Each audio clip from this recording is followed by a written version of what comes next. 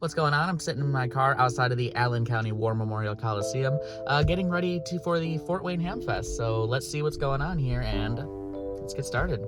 Fort Wayne Hamfest 2024. We're at the Allen County War Memorial Coliseum, and there also is a reptile expo going on in the showroom next to us.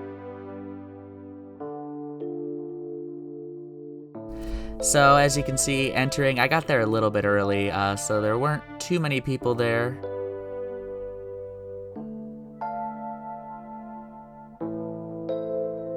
And here's the line leading to the doors, and not as packed as it has been in years past at this Hamfest. So I have attended this fest before, and just the line at the door was just a lot smaller this year.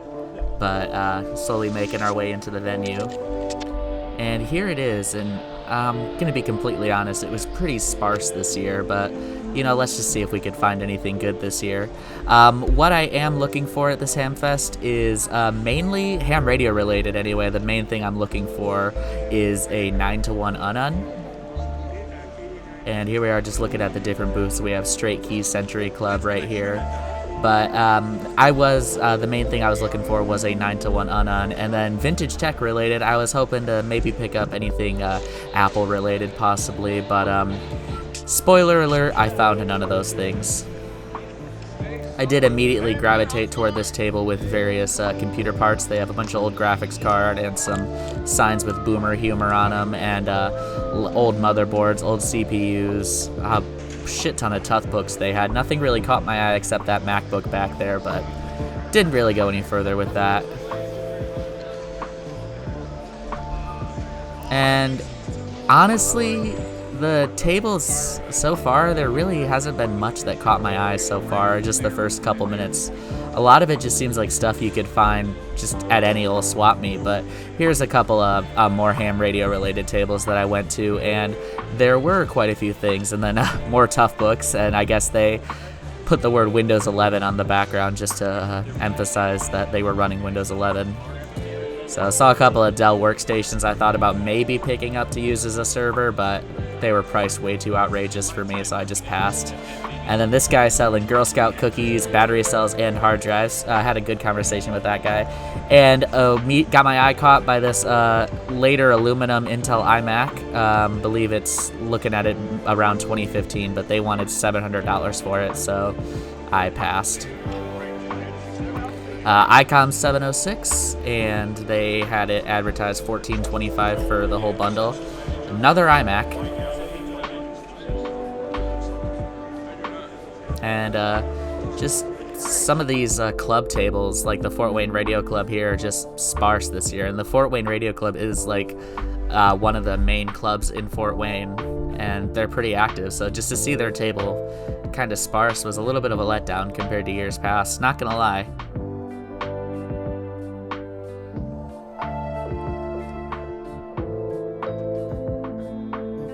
And yeah, just kind of panning around here, and caught my eye on a bunch of SSDs, and then more ham radio gear. And I caught an ICOM IC706, $200, so that is a sore dick deal if I've ever heard one.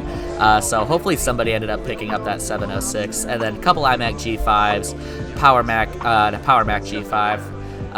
It was only the dual 2 gigahertz model, and if they wanted $85 for it, so I respectfully declined.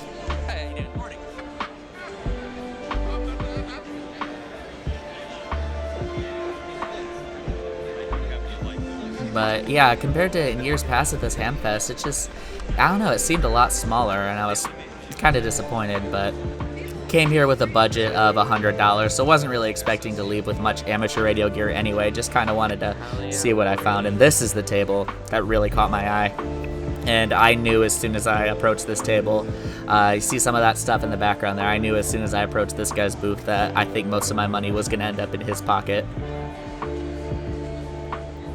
Yeah, here we are. This was about an hour into the fest, maybe a little less, and just you can see just how sparse and bare the entrance room was, or the convention room was. So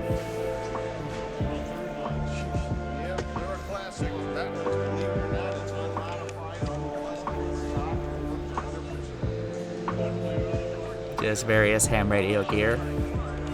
as one would expect at a Hamfest.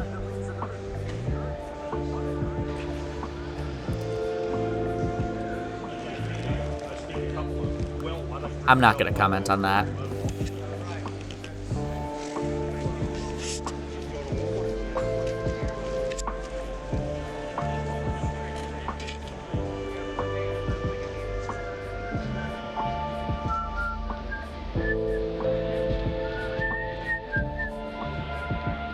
But in terms of years past, like I said, smaller. I don't want it to sound like I'm dogging on this Hamfest, because I did, you know what, I had a good time looking around, met some nice people there.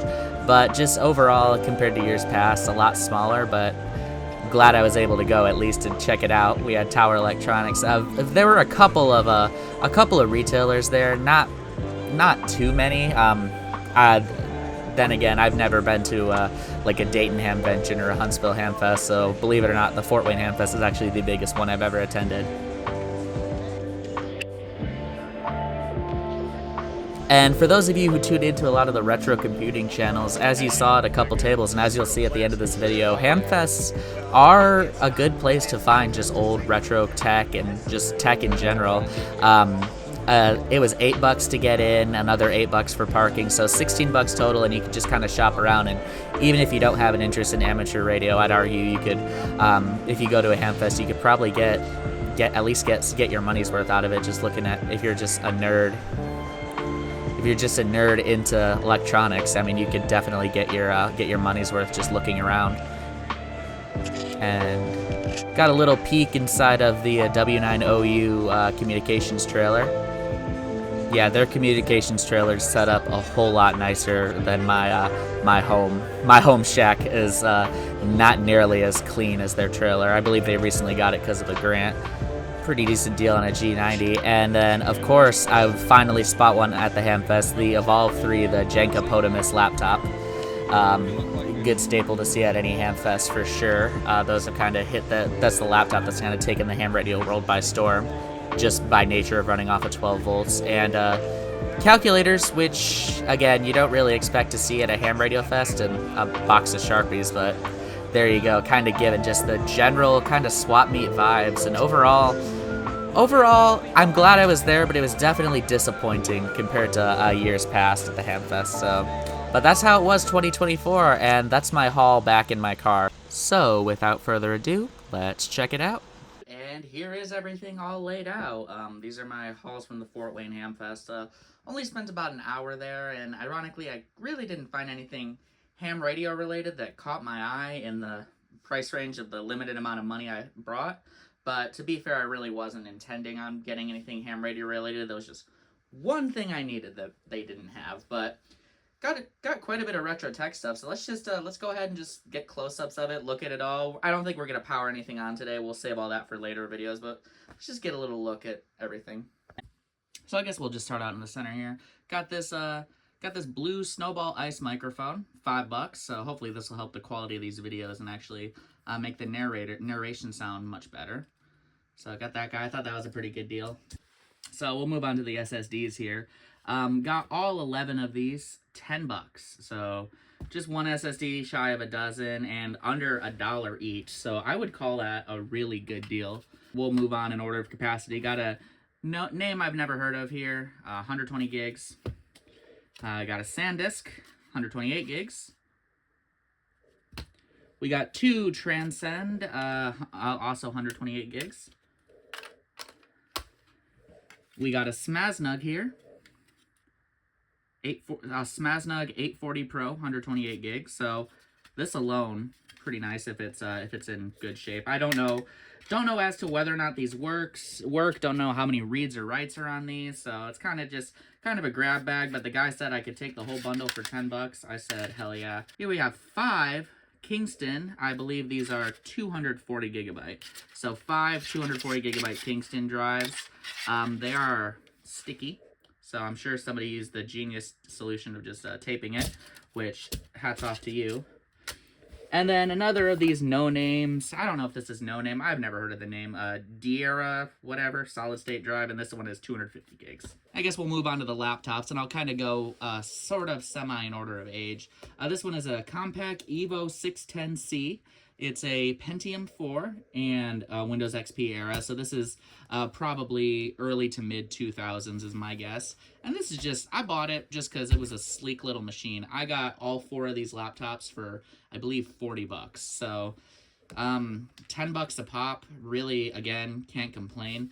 And literally I just walked up to the guy and I think I got this laptop for free because the Dell laptop didn't have a power supply. I already said I'd buy 3 of them for 40, and he said he couldn't find the power supply for the Dell, and I was like, well, would you throw in another laptop instead? And this is how I ended up with this guy. So but pretty nice, honestly, for the time. So it's gonna be fun to look at this guy. Moving on to the Dell, this is a Pentium 3 machine in beautiful green. It's a Inspiron 3800. And I got this just because the design, man. It's just a cool design. Yeah, no idea the specs of these.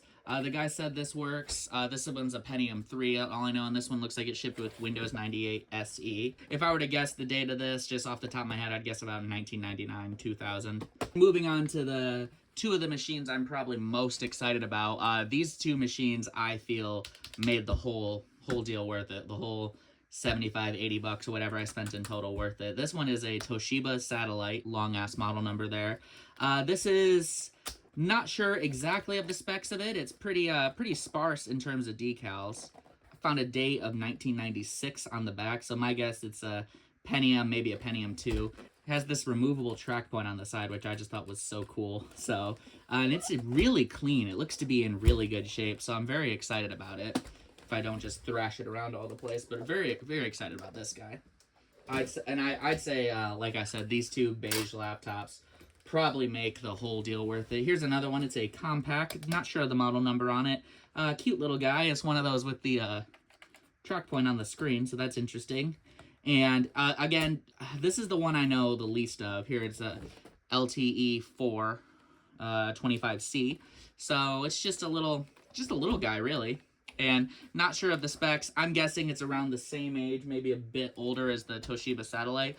But these beige laptops have absolutely no yellowing, which I'm amazed by. And this compact even came with its little matching bag for it, which I think is just adorable. And yeah, very excited about these. Again, like I said, I got all 4 of the laptops for 40 bucks. And I honestly feel like this compact alone would be worth 40 bucks to me. But then again, I'm mentally insane. Last but not least, we'll move on to the desktop machines. And these were just, I kind of grabbed these after I was leaving the show. I got both of these for $20. And the one I was really excited about was this Sun Ultra 5. So I've never owned any Sun machines, any UltraSpark workstations, nothing like that. So I'm actually very excited to take a look at it. One thing I'm pissed off about, and this is totally my fault, is when I got it home, when I was bringing it home, my dumbass dropped it. So, and there goes the piece flying off of it. But my dumbass dropped it on the carpet right here and took off part of the corner. So I'm hoping, obviously this plastic is brittle as hell given its age. I'm really hoping that I can just kind of sort of super glue it back together and sort of make it look good. It has yellowed a lot. I am very excited about this. I'm excited to play around with some Sun gear. And it is missing a power supply and a hard drive. So I'm not sure if it's a standard ATX power supply or exactly what. So I'm going to have to figure that out. And it appears as though it's an IDE hard drive. The guy said he didn't know if it was IDE or SCSI. I see an IDE cable in there, so it appears to be IDE. But yeah, never played with any Sun gear, so I'm very excited to mess with this guy and just kind of explore. And then out of all my purchases, this is probably, if I were to say I'd regret anyone, it'd be this guy. This is a Dell Optiplex GX110. It's a desktop, as you can see. And for some reason, my dumbass thought this was like a Pentium 2 era system. I thought it was a little bit older than it is. But I can't read the stickers on the front that clearly say it's a Pentium 3. And it has the Windows 2000, NT, and 98 sticker, so I'm guessing it's probably from late 90s to the year 2000. But I've never owned one of these beige Optiplexes, so kind of excited to look at it. And I guess the specs are helpfully written right on the side, and it did ship with Windows 98 SE if anyone wants to nab that product key.